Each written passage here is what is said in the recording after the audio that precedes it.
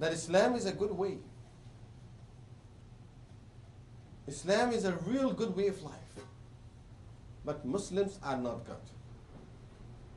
Quran is preserved, but the order is not correct. Rasulullah sallallahu alayhi wasallam was a very intelligent person. But there were some steps he took in his life that were not correct.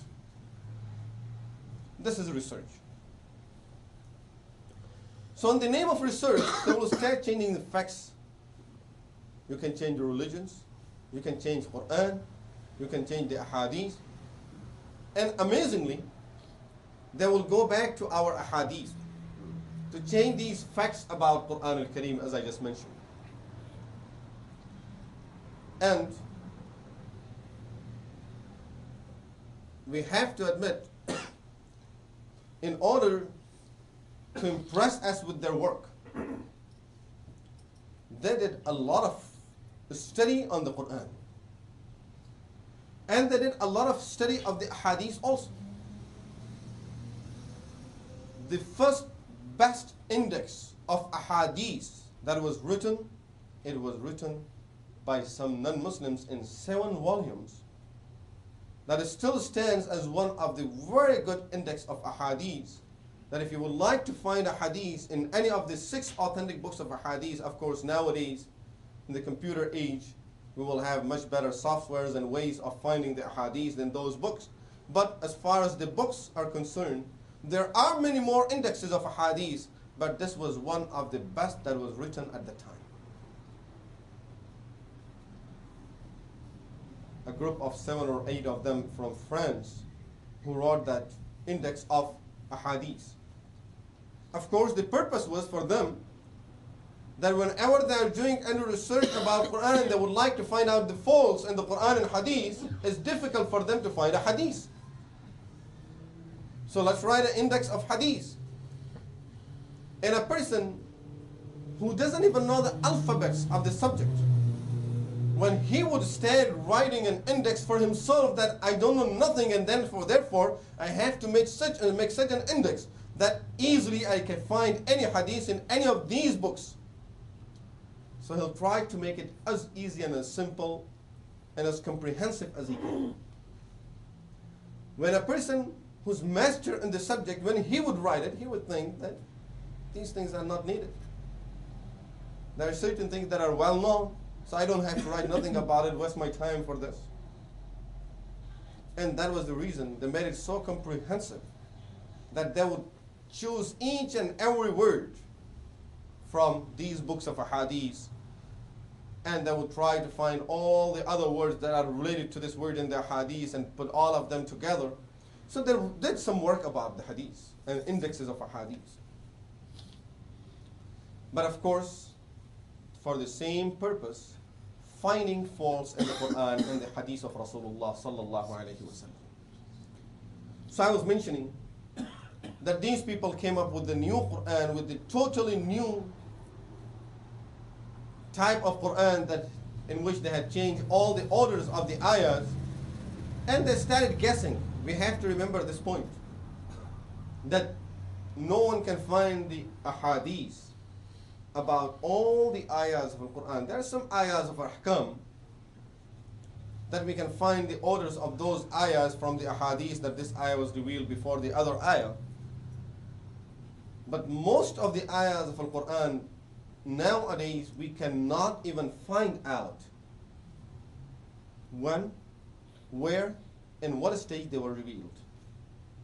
Someone wants to find out when was the story of Nuh alayhi salatu wassalam revealed in Surah Al-Nuh. We can never find it out. The hadith never talk about those subjects. We will only find out about ahkam, that this order was in the beginning of Islam and later on it was abrogated and the other order came later on. So accordingly we can guess, okay, this ayah has to be before the other ayahs. General rule might be, if a person takes an ayah in which Allah subhanahu wa ta'ala talks about jihad, so we can very well tell that this ayah was revealed after the hijrah, because before hijrah there was no jihad.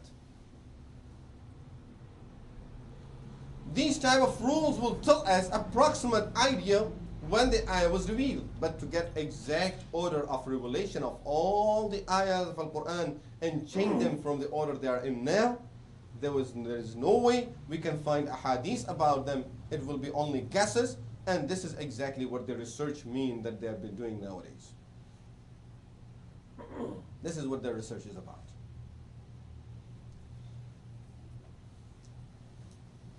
So I was mentioning this Quran that we have.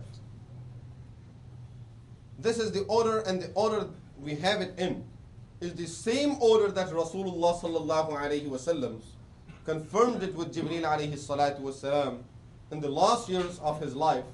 And Rasulullah sallallahu alayhi wasallam recited this Quran in the same order to Jibreel alayhi salatu wasalam. Jibreel alayhi salatu wasalam recited it to Rasulullah sallallahu alayhi wasallam. So this order of Quran that we have it, there is no reason that anyone would even want to know any other order of the Quran and the order of the revelation, because Sahaba Ridwanullahi alayhim ajma'in, although they were at the time of Rasulullah sallallahu alayhi wasallam, and it was very easy for them to ask Rasulullah sallallahu alayhi wasallam, Ya Rasulullah, when was that surah was revealed? When was the other ayah was revealed? Ya Rasulullah, can you tell me the detail of each and every ayah, when they were revealed, in which order they were revealed? But they never asked this question. You won't find a single hadith that Rasulullah sallallahu alayhi wasallam was requested by Sahaba Ridwanullahi alayhim ajma'in, or without a request, thinking this is a very important subject of Islam, let's discuss, and today in khutbah tell all the Sahaba about the proper order of the Quran that it was revealed in. No. He only told them the order in which he was asked to put the Quran in by Jibreel alayhi salatu wasalam. And they all memorized it in the same order as we have it nowadays. So we don't have any need to do any research on this Quran and try to make any changes in the order of Quran al-Kareem. This is how Allah subhanahu wa ta'ala now wants it for us. And this is how Allah subhanahu wa ta'ala have written this Quran in Lawh al-Mahfuz. This is the real order of it. This Quran is in Lawh al-Mahfuz on the 7th heaven. Allah subhanahu wa ta'ala says in Quran, إِنَّهُ لَقُرْآنٌ كَرِيمٌ فِي كِتَابٍ مَكْنُونٍ. It's preserved in a book by Allah subhanahu wa ta'ala on the 7th heaven. لا يمسه إلا المطهرون. Only angels can touch that Quran. Human beings have no right to touch that one. And that Quran is in the same order as the Quran that we have. Only the revelation was a little different because ayahs were revealing according to the need of the time. And ayahs were revealing according to the situations that Sahaba Ridwanullahi alayhim ajma'in might be facing at that time, and the circumstances of that time. But the Quran is in the same form as Allah subhanahu wa ta'ala has preserved it in Allah al-Mahfuz. So this is how Sahaba Ridwanullahi alayhim ajma'in compiled Quran al-Kareem. Of course, as I mentioned, that during the time of Sayyidina Abu Bakr as-Siddiq Radiyallahu Anhu, they wrote the surahs of Al-Quran al-Kareem, each surah compiled in one booklet.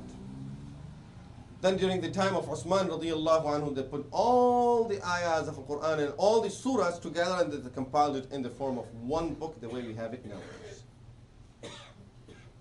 So during the time of Uthman Radiyallahu Anhu, it was compiled in the form of one book. At the time of Sayyidina Abu Bakr as-Siddiq Radiyallahu Anhu, we may say there were 114 booklets, because of 114 surahs of Al-Quran al-Kareem.